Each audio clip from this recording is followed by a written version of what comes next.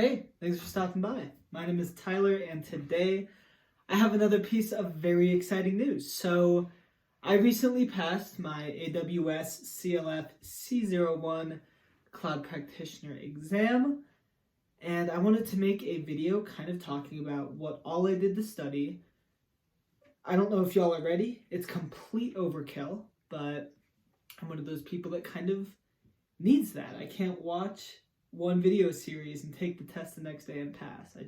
I'm not that good, but we'll get into all of that. But first, I want to apologize for my lack of videos. I have been very busy lately. I actually got home last night from my first business trip, so that was super exciting. I went down to New York City to install some conference room equipment, so that's not what this video is about. So let's get into what I did for the Cloud Practitioner, what I used to study, kind of what the exam was like, and all the things. So, first things first, what did I use to study?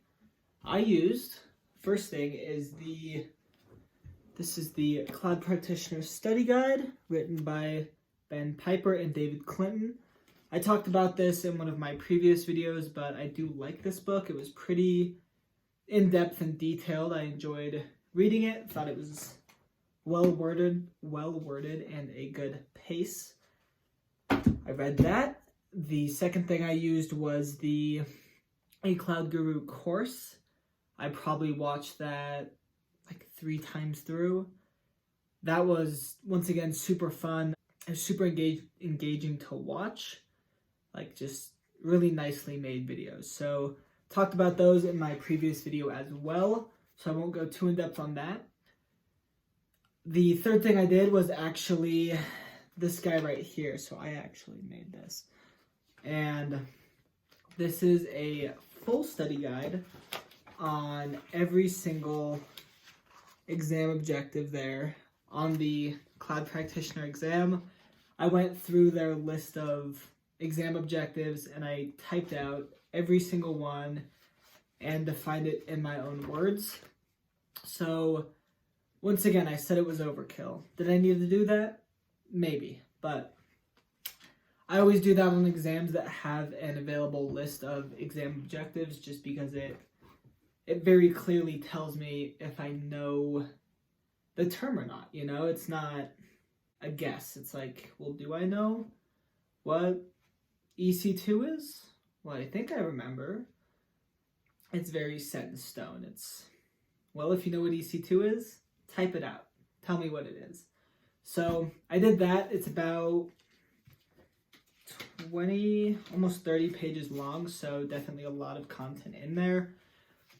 And on top of that, I also did the A Cloud Guru practice tests.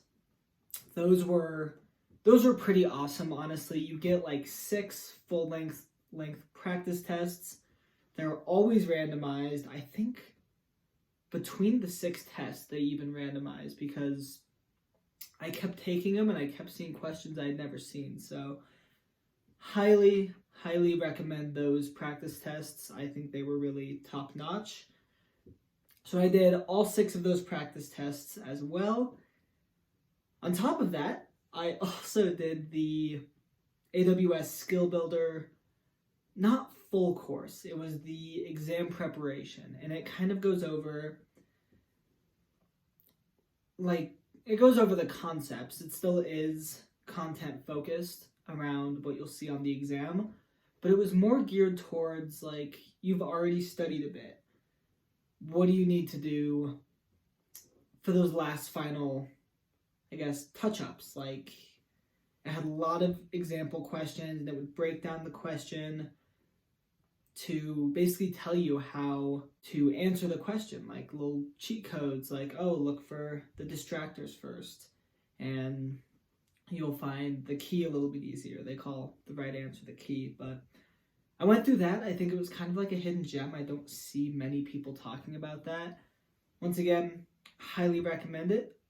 Another thing I did is I used once again, on AWS Skill Builder, they have a set of, I believe it's 20 or 30 practice questions straight from Amazon that are very, very similar to what you see on the exam.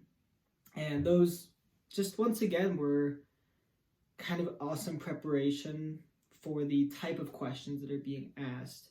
And speaking of types of questions being asked, let's talk about the exam. So that was all the things that I used to study. I don't think I missed anything, but that's everything I used to study. Once again, I think it was probably overkill, but I'm just one of those people that I need that.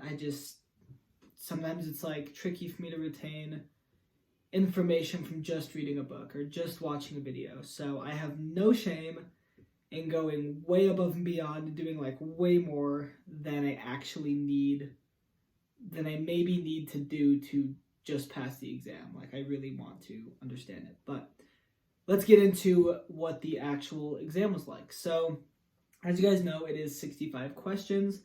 You do have an hour and a half to complete it. I think that is actually plenty of time.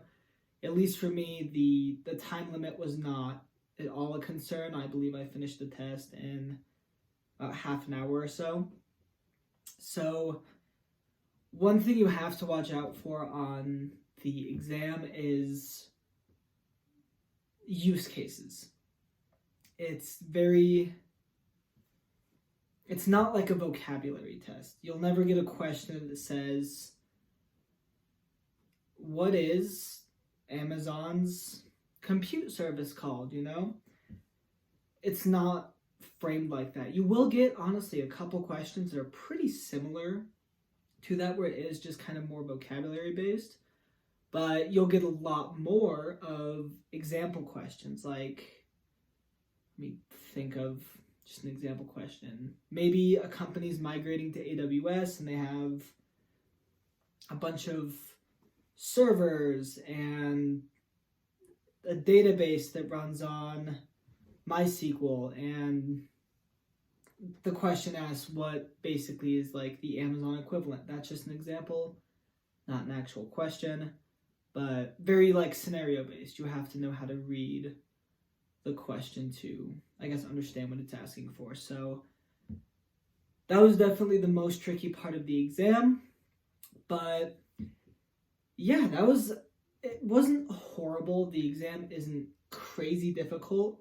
I absolutely wouldn't underestimate it though. I always kind of hear people talking, saying, oh, well, I passed it in 3 days. And is it possible? Probably. But, well, yes, it is. People do it. But if you're new to tech like I am, I'm still within my first 12 months of being in the tech industry. I would just take your time with it. Don't try to do the whole Cloud Practitioner in 1 week thing. It's not going to build a good base. But yeah, so that kind of covers my experience with the Cloud Practitioner exam.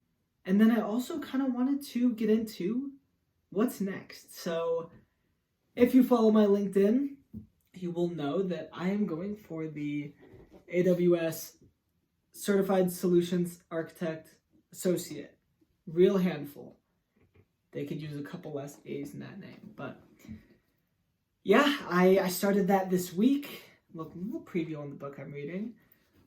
This book, by the way, I have a whole video planned for this book because it is by far the most challenging book I have read, I guess, studying for certification. So stay tuned for that because it's literally not like any other piece of content that I've read. So stay tuned for that. I'm hoping to have the Solutions Architect in probably 3 to 4 months. Once again, I don't like to try to be super rushy with my exams. I'd like to be very thorough with my studying.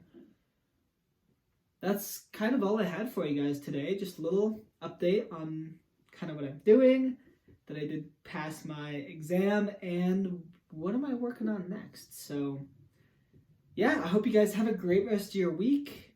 Take it easy. If you have any questions or comments, please drop them below. I always respond to them. I love hearing you guys' feedback. If you pass an exam, please tell me. I love hearing that as well. If you have video suggestions, drop those, because I actually do listen to them. I did a video or a user suggested video not too long ago. So if you want to see anything specific, please leave it below and I will make sure to cover it. But have a great rest of your week. Thanks for stopping by.